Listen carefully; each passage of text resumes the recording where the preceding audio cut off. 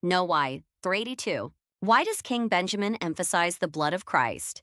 베냐민 왕이 그리스도의 피를 강조하는 이유는 무엇입니까? Post contributed by Scripture Central.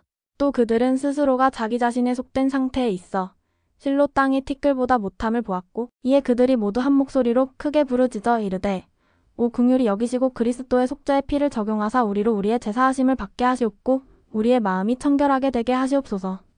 이는 우리가 하늘과 땅과 만물을 창조하셨고 사람의 자녀들 가운데 내려오실 하나님의 아들 예수 그리스도를 믿음이니이다 하였더라. 모사이아서 4장 2절.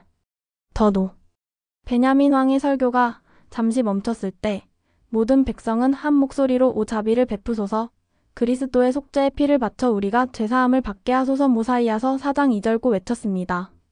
베냐민 왕이 천사의 메시지를 전하면서 바로 앞에 말씀에서 그리스도의 속죄의 피를 5번이나 언급했기 때문에 사람들이 그리스도의 피를 부르는 것은 놀라운 일이 아닙니다. 모사이아서 3장 7, 11, 15, 16, 18절. 피에 대한 이러한 강조는 베냐민 왕의 설교에 나오는 의식축제 맥락과 관련이 있을 가능성이 높습니다. 속죄일의 이스라엘 제사장의 의식에는 성전의 여러 부분을 정결케 하기 위해 피를 바르고 뿌리는 것이 포함되었습니다. 레위기 16장 14에서 19, 27절.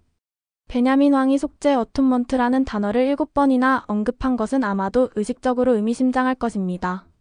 모사이아서 3장 11, 15, 16, 18, 19절 4장 6, 7절 같은 횟수의 피가 속죄석과 제단에 뿌려졌습니다. 레위기 16장 14, 19절. 희생제단에 피를 뿌리는 사제. 어떤 경우에는 고대 이스라엘과 근동의 성약 의식에서 피를 뿌린 것이 하나님과 사람 사이의 친족관계의 의미를 담고 있었을 수도 있습니다. 이는 모사이아서 5장 7에서 8절에 반영되어 있으며 베냐민 왕은 이 속죄 집단을 성약을 맺음을 통한 새로운 친족관계와 관념을 연결시켰습니다.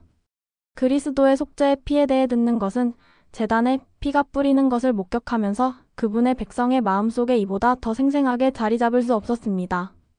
이스라엘의 배경이 생생했던 만큼 베냐민 왕의 피에 대한 언어와 이미지는 리파이인들의 신세계 환경으로 인해 더욱 강화되었을 것입니다. 산 바르톨로 벽화에 나타난 마야 왕의 묘사. 고대 메소아메리카 사람들도 추수축제와 대관식을 가졌습니다. 왕의 즉위식은 이러한 축하 행사 중에 자주 행해지는 의식 중 하나였습니다. 그러한 경우에는 산 바르톨로의 기원전 100년경 벽화에 묘사된 바와 같이 통치자가 나무탑이나 비계에 앉아 통치권의 상징을 받는 즉위의식이 있었습니다. 왕은 탑 꼭대기에 있는 높은 위치에서 방열 의식을 거행하곤 했는데 그 의식은 의식에 따라 신체의 다른 특정 부위에서 피를 채취해야 하는 것입니다. 피를 채취하려면 종종 혀와 같은 민감한 부위를 뚫었습니다. 산바르톨로에서도 증명된 이러한 의식은 신성한 세계와 지상의 세계를 연결하는 문을 열어준다고 믿었습니다. 또한 지상의 왕이 신성하셨음을 알려줍니다. 더도 피를 흘리는 것은 신성한 왕권의 행위였지만 베냐민 왕이나 그의 후계자 모사이아가 피를 흘리는 의식을 거행했다거나 물문경에 나오는 이 왕들이 스스로를 신성하게 여겼다는 것을 암시하는 것은 아닙니다. 베냐민 왕은 특히 신성하다고 부인했습니다. 모사이아서 2장 10, 26절. 오히려 그분은 참된 신성한 왕에 대해 가르치셨으며 그분의 피는 그의 백성을 위해 흘리실 것입니다. 메시아는 자기 백성을 위한 자기 희생이셨습니다.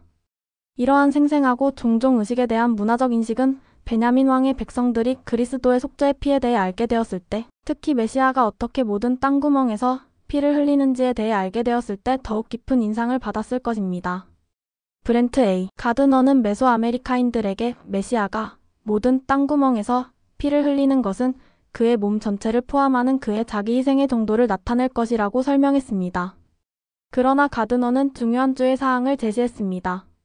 베냐민 왕의 메소아메리카 백성들은 문화적으로 다른 세상의 힘을 피해 귀속시키는 경향이 있었을 것이고 속죄는 그들의 이해 일부가 아니었습니다. 이를 위해서는 피의 의식을 통한 속죄와 정결케 하는 이스라엘 의식을 활용해야 하며 베냐민 왕은 모세의 율법은 그의 피로 속죄하는 것 외에는 아무 소용이 없느니라 모사이아서 3랑 15절고 선언하면서 바로 그렇게 했습니다.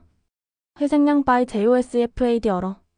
피를 흘리는 메소아메리카의 개념에서 신성하게 기름 부음 받은 왕의 피는 인간과 하나님을 연결하는 통로 역할을 할 것입니다. 이스라엘 의식에서 동물의 피 희생은 죄를 속죄하고 공동체를 정결케 하여 성약을 통해 주님을 그들의 친족으로 삼았습니다.